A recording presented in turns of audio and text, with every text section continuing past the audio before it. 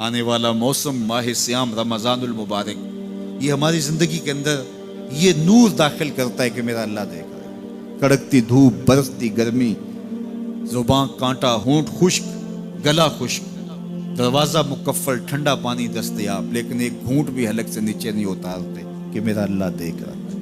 وضو کرتے بھی احتیاط کرتے ہیں کہ میرا اللہ مجھے دیکھ رہا ہے۔ کرتے ہیں کہ نہیں کرتے؟ یہ نور ملتا ہے کہ نہیں ملتا؟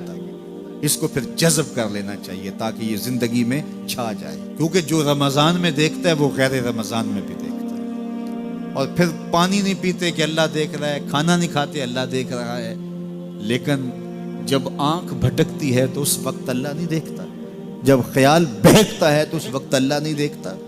رشوت میز کے اوپر سے لے رہے ہوں یا نیچے سے لے رہے ہوں تب نہیں اللہ دیکھ رہا ہوتا، اللہ صرف کھانے اور پینے کو دیکھ رہا ہوتا ہے۔ یہ جو ایک نور آیا ہے اس کو جذب کر لیں، پوری زندگی میں پھیلا لیں۔ تو اسی لیے رمضان تقوی بانٹتا ہے، روزہ تقوی بانٹتا ہے، زندگی میں نور اور روشنیاں بھر دیتا ہے۔ اقبال نے کہا تھا حب دولت تلف می سازت زکات، زکات حب دولت کو زائل کرتی ہے۔ جب اللہ کی راہ میں لٹاؤ گے تو اس سے کم بھی نہیں ہوگا۔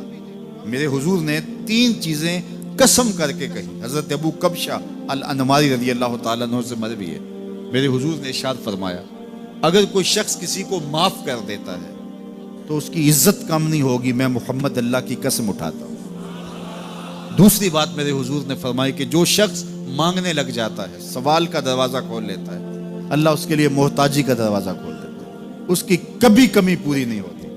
اور تیسری بات میرے حضور نے قسم کر کے کہی ما نقص مال عبد من صدقہ، کہا میں اللہ کی قسم اٹھا کے کہتا ہوں کہ صدقے سے مال کم نہیں ہوتا، صدقے سے مال گھٹتا نہیں ہے۔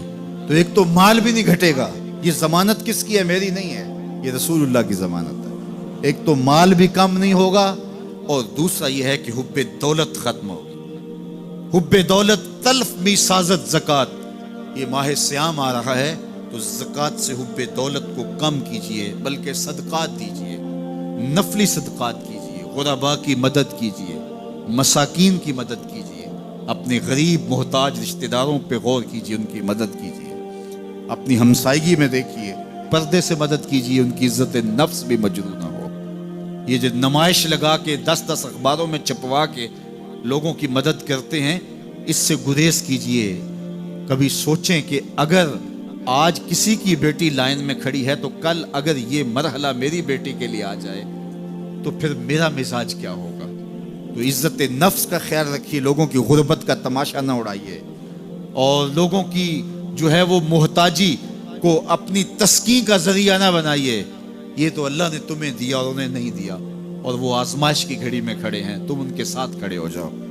تو لوگوں کی مدد کیجئے، دکھیوں کے کام آئیے، مساجد کی جو ہے وہ تعمیر کیجئے، مدارس دینیا کے ساتھ وابستہ رہیے، اور لوگوں کی فلاح کے لیے، بہتری کے لیے کام کیجئے۔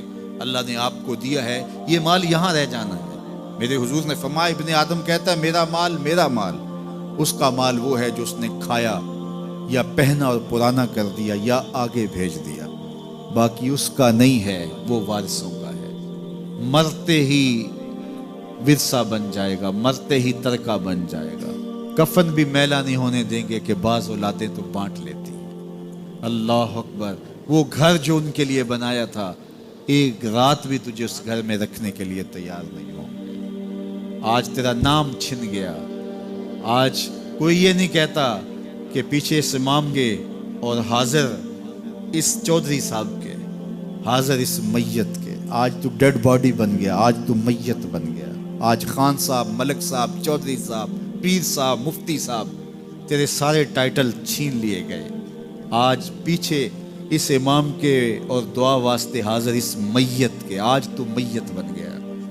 آج تیرا لباس بھی پھاڑ کے اتارا ہے، آج تیرے انگوٹھے باندھ دیے گئے ہیں، ناک میں روئی ٹھونس دی گئی ہے۔ آج تو غسال کے رحم و کرم پہ ہیں، وہ تجھے ادھر الٹ دے یا ادھر پلٹ دے، اب تیرے پاس کوئی اختیار ہی باقی نہیں رہا۔ میاں صاحب بولے جاندی واری ڈرونا بنےو تے ہاتھ نہ لاندے ڈرتے۔ آج اولاد بھی دور ہے، پوتے اور پوتیاں بھی ڈرتی ہیں۔ جاندی واری ڈرونا بنےو تے ہاتھ نہ لاندے ڈر دے، जिन्ना लई तू पाप कमाए आज किथे नहीं तेरे कर दे। आज सारे चले गए, तो आज अपने हाथ से अपनी ज़िंदगी को संवारने के अमल की तरफ बढ़ें और राह खुदा में खर्च करें, दुखियों, मजबूरों और लाचारों के काम आएँ। अल्लाह आपकी मदद करेगा और हुब्बे दुनिया कम होगी। अल्लाह ताला जल्ला शानहू ने सूरा आदियात में पहली 5 आयात में कसमें की, फिर 3 आयात में जो है वो हज़रत इंसान की वो कमियां, कोताहियां, जिनकी बुनियाद पर बाकी गुनाह सरजद होते हैं, उनको बयान किया। और उसके बाद फिर इलाज भी कुरान ने बताया और किस कदर उसको चोट लगाई। अफला यालमु इज़ा बुसिरा मा फिल कुबूर व हुस्सिला मा फिस सुदूर इन्ना रब्बहुम बिहिम यौमइज़िन लखबीर। अफला यालमु इज़ा बुसिरा मा फिल कुबूर। ए अकड़ के चलने वाले, ए नाशुक्र इंसान, ए दौलत के पुजारी, वो वक्त याद कर जब तू कब्र से उठाया जाएगा। उस वक्त कफन भी छीन लिया जाएगा। अब सब कुछ छीन लिया गया, दौलत, बैंक बैलेंस, तेरी जायदादें, प्लाजे, गाड़ियां, घर, कोठियां, बंगले, सब कुछ यहीं रह गया। सिर्फ एक चादर कफन की लेके जा रहा है। लेकिन जब कब्र से उठाया जाएगा, ये कफन की चादर भी रह जाएगी, बरहना उठाया जाएगा। अल्लाह अकबर। न पाँव में जूते, न सर पे पगड़ी, न बदन पे कपड़ा, बुरहना उठाया जाएगा। सैयदा आयशा रज़ी अल्लाह ताला अन्हा ने सुना तो कांपने लगी। अर्ज़ की हुजूर कब्र से बुरहना उठाए जाएंगे तो एक दूसरे से हया नहीं आएगी? फरमाया आयशा मामला इससे भी आगे है। किसी को होश होगी तो हया आएगी, होश उड़े हुए होंगे, खौफे क़यामत तारी होगा। कब्रों से यूं लोग उठाए जाएंगे। अफला यालमु इज़ा बुसिरा मा फिल कुबूर। अब बोसिरा का जो मफहूम है, जो तर्जुमा और मानी है, वो तो रहे।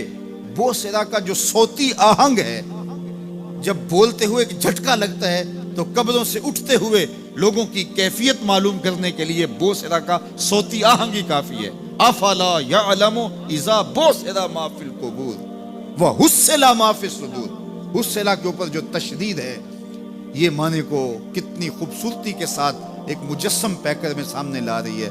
अल्लाह फरमाता फिर वो वक्त आएगा जो सीने में होगा वो तश्तज़बाम हो जाएगा। आज आप मुझे नेक समझते हैं, मैं आपको अच्छा समझता हूँ, लेकिन मेरे सीने के अंदर क्या चल रहा है ये आपको नहीं पता। ये मैं तकरीर चहक चहक के कर रहा हूँ, इसके पीछे क्या है? मैं आपके दिल अपनी जानब मोड़ना चाहता हूँ, आपकी जेबें खाली करना चाहता हूँ, या मैं आपके सामने पाक और सुथरा और बड़ा जो है वो नेकोकार बनना चाहता हूँ, या मेरा मकसद रिज़ाए इलाही है?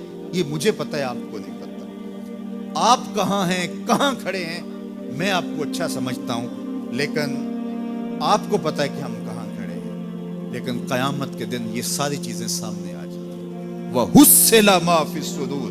और सूरा अत्तारिक में फरमाया यौम तुबलस सराइर फमा लहू मिन कुव्वतिन वला नासिर। उस दिन सारे राज खोल दिए जाएंगे और कोई ताकत नहीं होगी जो उन राजों को खुलने से रोक सकेगा।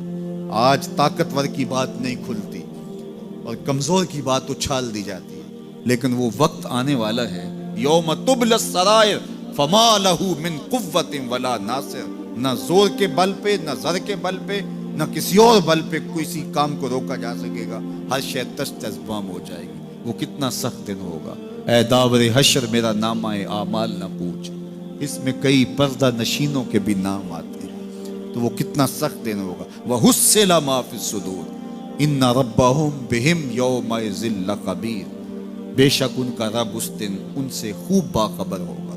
वो आज भी बाखबर है, लेकिन आज कईयों को यकीन नहीं कि वो बाखबर है, लेकिन उस दिन सबको यकीन हो जाएगा कि मेरा रब इससे बाखबर है। जब पुरानी तस्वीरें चलना शुरू हो जाएंगी, जब सारी वीडियो सामने आ जाएगी, जिंदगी में जो जो किया, तन्हाई में, एलानिया, खुफिया, जहां जहां जो किया, दादे ऐश दी, सब कुछ तश्तज़बाम होगा। सब कुछ जो है वो स्क्रीन पे चल रहा होगा, कोई चीज भी तश्तज़बाम होने से नहीं रह जाएगी। तो फिर बंदा कहेगा ओहो ये तो सब मेरे मालिक को पता था, लोगों की नजरों से छुप सका, रब की निगाहों से तो नहीं छुप सका। उसकी निगाहों से कौन छुप सकता है? ये यकीन आज अपनी रूहों में उतार लो, अच्छी तरह से जज्ब कर लो, گناہوں سے بچنے کا اکثیر نسخہ ہے یہ یقین کہ میرا رب مجھے دیکھ رہا ہے۔ یہ یقین جب روح میں جم جائے، خیالوں میں اتر جائے، اعتقاد کا پختہ حصہ بن جائے، پھر بند کوٹھڑی میں بھی جرم نہیں ہو سکتا کہ میرا مالک تو مجھے دیکھ رہا ہے۔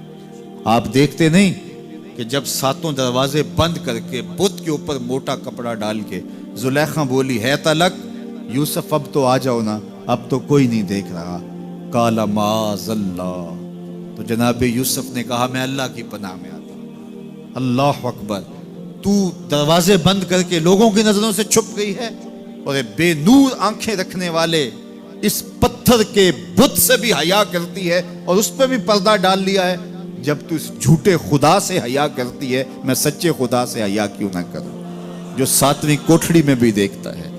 اتنی روشنیاں برسی کہ گناہ کا تصور بھی محال ہو، تو یہ یقین کہ میرا اللہ مجھے دیکھ رہا ہے، یہ انسان کی زندگی میں نظم پیدا